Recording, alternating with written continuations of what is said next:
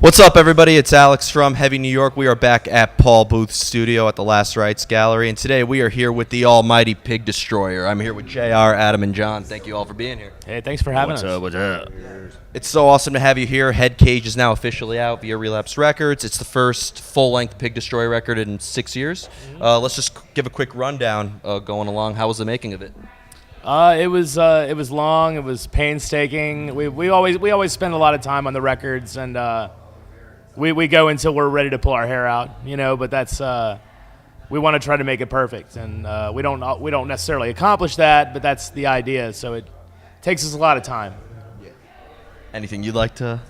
For as part-time of a band that Pig Destroyer is, I practice more with Pig Destroyer than any other band that I'm in, actually, and we try to jam once a week. And when we were writing this record, we jammed pretty much all these songs before recording multiple times over the past 3 years, something like that. And so it was going all the way back to 2015 with the writing process. A lot of the reason why the album sounds like it does is because we drilled all those songs a lot. Yeah. A lot of our old albums, a lot of the songs kind of get written last minute, or we don't get a chance to practice them in the jam space. They're kind of just album tracks, you know what I mean? And but this album we practiced every song multiple times, and everybody put a lot of work in, And did that change the sound of the previous Pig Destroyer records, you would say, by being able to have time to practice it a little bit more?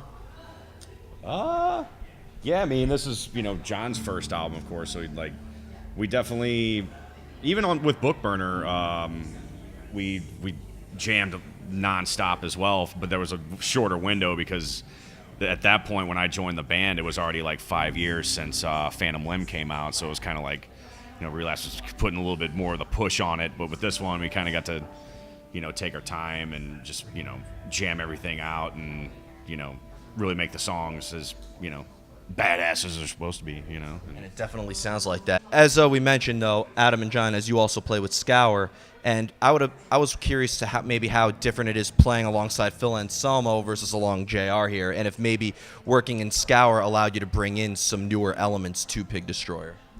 I mean, they're kind of two different animals. It's Scour was something that John and Derek Ingman, that was in Cattle, and they kind of started the project.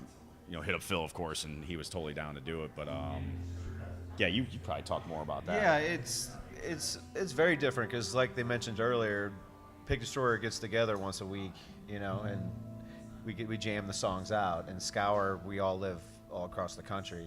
The lead guitar players in St. Louis, and Derek's in California. Of course, Phil's down in New Orleans. So when we get together, like we will here in a couple weeks, you guys need a European member.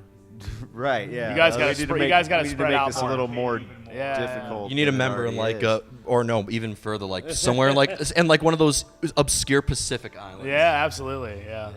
But did maybe the Jarvis cousins here maybe allow you to adjust your vocal style and maybe try some other things when they join Pig Destroyer? Well, I mean, the rhythm section is what music is what a song is built on, and if you have a great rhythm section, that lays the foundation for everything. And when I play, I mostly follow the drums, and the bass, and so it's very important to me to have just a solid foundation there underneath what we're doing.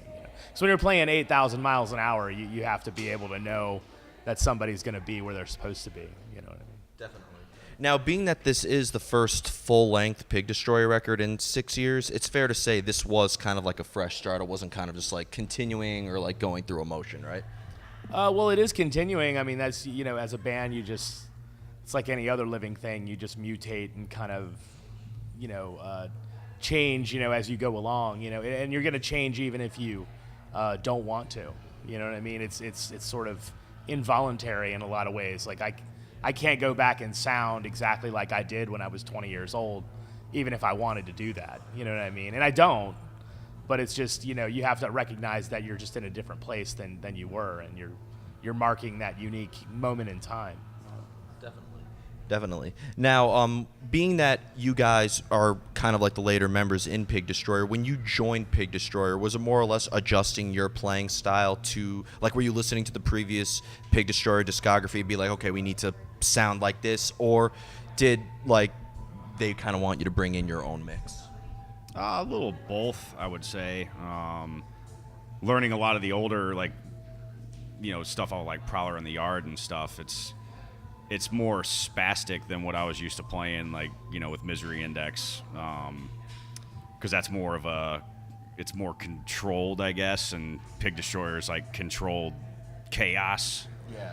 It's organized chaos. Yeah, like sometimes it feels like it's literally just gonna fall off, and it's always just like pummeling and moves a lot quicker and spastic, and it was a little bit of a challenge to get comfortable with jamming, but we jammed quite a bit before we recorded, Book Burner and stuff like that. But yeah, it's a totally different animal as well, Definitely. Yeah, and for the bass, I mean, since there was no bass on any of the old material, I tried to just mimic Scott's style was really the thing I had to do. And once I figured out how he does things, it's just comes easy just learning the riffs and and just kind of mimicking what he does and trying to think of what the bass would have done maybe on some of the old material. But, he sent you all the playthrough videos as well. Yeah, now and it's very easy because he could just if we want to do some old song, he'll sometimes teach himself it first. Yeah, he's basically teaching himself while he's playing. And then send me a video, and then go from there. So it's a pretty easy process, really. Yeah, definitely. Now, JR, one question I have for you, being a vocalist, is do you need to hear music in order? Because people, as a lot of people know, Pig Destroyer's lyrics, and they do have messages behind them. Do you have to hear music in order to come up with a lyrical concept, or being so concept-driven, that sometimes determines the outcome of the music? I just usually have a pool of lyrics because I never know when Scott's going to do what Scott does. When he starts writing songs, it happens very quickly. And so I like to have a lot of things ready, at least sketches and blueprints, you know what I mean? So that when I have music to work with, I can take that stuff and then assemble something rather than starting, just getting a song from Scott and then starting from scratch. You know what I mean? I have a little bit of a head start of some ideas that I think are make good songs. You know what I mean? Yeah. Now, being that you do have messages behind your music, do you try to maybe make a listener like sort of absorb this message you have, or can your music also be open to interpretation? Somebody said once that a scientist's job is to take the mystery out of life, and an artist's job is to put the mystery back into it. And I think that if you come out and you tell somebody exactly, in uncertain terms what a song's about, then they'll understand you, but there's no place to go beyond that. And I think that you have to, even if I have something that I kind of want to say specifically, I like to leave a little bit of mystery in there so that people can interpret things and make it their own. You know what I mean? Because that's how you communicate with someone through art. Like, they have to come to the painting and then find something about themselves in it. You know what I mean? And that's where you make that emotional connection. Definitely. Because you're already bringing art into the world with music. You're already sharing an experience. Yeah. But, there's somebody once said that when you put a song out, it instantly becomes theirs, just like a saying. So, and that's the way that it should be. It doesn't matter what I meant when I wrote the song. It matters to me, but it shouldn't matter to anybody else. What matters is what they think about it. Definitely. Now, a lot of people put you into that sort of grindcore category, not to pigeonhole you guys by any means, That's but where we started. You got to start somewhere. yeah. But a lot of people, like, grindcore to me is so like I've heard people refer to Scour as grindcore and even Misery Index, but Napalm Death being grindcore. We actually just interviewed King Parrot the other day. So what makes a band grindcore? Well, I usually think of there's certain hallmarks of it: short songs, really jagged musical arrangements. Going from fast to slow and back and forth, at the drop of a hat, kind of thing. Because I feel like when grindcore gets compared to death metal a lot, but I feel like death metal has more traditional song structure. You know what I mean? Where riffs go on for longer, and grindcore is just cut up and crazy, and but really the differences between any kind of extreme music are really just sort of cosmetic and petty.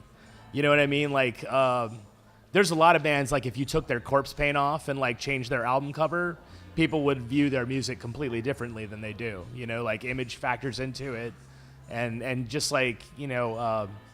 But the difference between black metal and grindcore and death metal and sludge, and I mean, it's all born out of the blues. It all comes from the same. Yeah. It all comes from the same tree. You know what I mean? So It's like, you know, the hardcore influence, of course. It's like, you know, more on the aggressive, like punk side and stuff. You know, just like. Like you said, shorter songs, but like what you pack in that 30 seconds, like, will rip your face off sometimes, and like. Yeah, definitely. I've always thought of grindcore. It's a knife fight. It's very quick and it's over with. You know what I mean? Definitely. And the final question I'd like to ask before we head out is kind of going back into this is, and we could go down the line. How do you know when a song is finished? You never know. I know the song's finished when Relapse has the record. Because up until that point, like as long as I can make changes to it, I'm probably making changes to it. So once they have it, then I have to take my hands away and be like, okay, I can't. It's over. I can't touch it anymore. You know. But I, you know, my tendency is to nitpick at something as long as I possibly can, and then at some point, my bandmate will take it away from me and be like, you know, down, get back, bad JR. You know, and I'll have to back off. Anything you'd like to elaborate? Yeah, I mean, it's like JR said, you're never going to be like maybe fully satisfied with every song, you know? Then you just, at some point, you just got to be like, all right, let's rip it, you know? Like an imperfection is boring. And it's you know, it's the imperfections of the music that make it human and give it character. And, you know, if the record was perfect, you wouldn't be able to listen to it. It would just be fucking boring. It's the beauty of grindcore. It can be experimental. It's the beauty of any music, really. You know, in my opinion, is the human element of it. You know, Definitely. When things get really overproduced and you make everything too perfect, it doesn't have a soul anymore. You know, it's got the best like hardcore punk and metal is the stuff that sounds like it's about to come off the rails. You know what I mean? That it's just going so crazy that it could just fall apart at any minute. Like that's what gives it that energy and that urgency. You know.